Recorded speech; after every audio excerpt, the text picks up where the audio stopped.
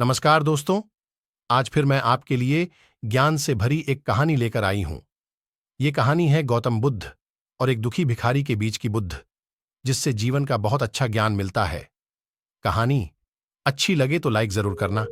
चलो दोस्तों शुरू करें। एक बार महात्मा बुद्ध एक गांव में अपने शिष्यों सहित घने पेड़ की छांव के नीचे बैठते। आसपास के गांवों से बहुत से लोग अपनी मानसिक समस्याएं लेकर महात्मा बुद्ध के पास आ रहे थे। महात्मा बुद्ध उन सबकी मानसिक परेशानियों का समाधान देते। सब लोग काहुशी अपनी समस्याओं का समाधान पाकर वहां से लौट रहे थे। वहीं से कुछ दूर बैठे लोगों को बुद्ध के पास जाते देख एक दुखी भिखारी अपने भाग्य को कोसता हुआ यही सोचने लगा कि अभी कुछ देर पहले तो ये लोग दुखी मन से मुंह लटकाए उन महात्मा के पास गए थे और अब इतना खुश होकर कैसे वापस लौट रहे हैं। आखिर माजरा क्या है, जरा मैं भी जाकर देखूं कि वो महात्मा ऐसा कौन सा खजाना बांट रहा है इन लोगों को। वे इतने प्रसन्न हुए कि उनके चेहरे लाल हो गए। जब वो दुख भिखारी कुछ नजदीक गया तो उसने देखा कि ये महात्मा तो लोगों को प्रवचन देकर लोगों के दुख का निवारण कर रहे हैं। यह देखकर भिखारी के मन में भी तीव्र इच्छा हुई कि क्यों ना मैं भी इन महात्मा को अपना दुख बताऊं। मुझे भी अपने दुख का समाधान अवश्य मिलेगा। बस फिर क्या था, समाधान पाने की लालसा लिए भिखारी महात्मा बुद्ध के सामने पहुंचा और हाथ जोड़कर प्रणाम करते हुए बोला, हे महात्मा बुद्ध, मैं भी लोगों की मदद करना चाहता हूं।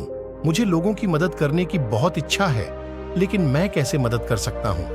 मैं बहुत गरीब हूं। मेरे पास न तो पैसे हैं और न ही कोई ऐसी चीज जिससे मैं किसी की मदद कर सकूं। मैं कोशिश करने पर भी किसी की मदद नहीं कर सकता। मुझे भगवान ने इतना गरीब क्यों बनाया? हे महात्मा, मुझ पर कुछ कृपा करो। इतना बोलते हुए भिखारी रोने लगा। बुद्ध बोले, आप बहुत अज्ञानी हैं, क्योंकि आप अभी तक इस भ्रम में जी रहे हो कि तुम्हारे पास कुछ नहीं, जबकि दूसरों को कुछ देने के लिए तुम्हारे पास बहुत कुछ है। तुम बिना धन और वस्तु के भी दूसरों की मदद कर सकते हो।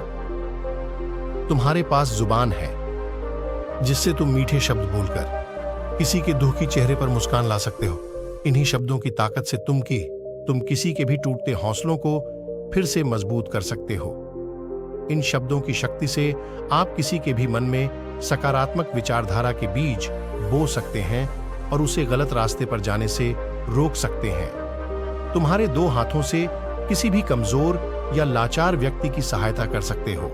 आपके दो आंखें किसी अंधे को रास्ता दिखा सकते हैं। तुम किसी के लिए दुआ कर सकते हो। यह हो सकता है कि उनके बुरे काम फिर से हो जाएं।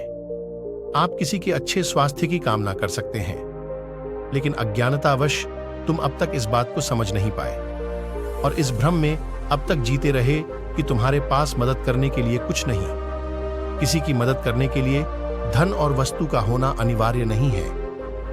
बिना धन और वस्तु के भी लोगों की मदद कर सकते हैं। महात्मा बुद्ध के ज्ञान से भरे ये सुंदर शब्द सुनकर भिखारी के चेहरे पर मुस्कान आ गई और वह खुशी से झूमता हुआ वहां से चला गया। दोस्तों, महात्मा बुद्ध की इन बातों से बहुत कुछ सीखा गया। आजकल बहुत से लोग यह सोचकर दुखी होते हैं कि मेरे पास ये नहीं है, बल्कि जो आपके पास है उसी में संतुष्ट रहना चाहिए। धन्यवाद।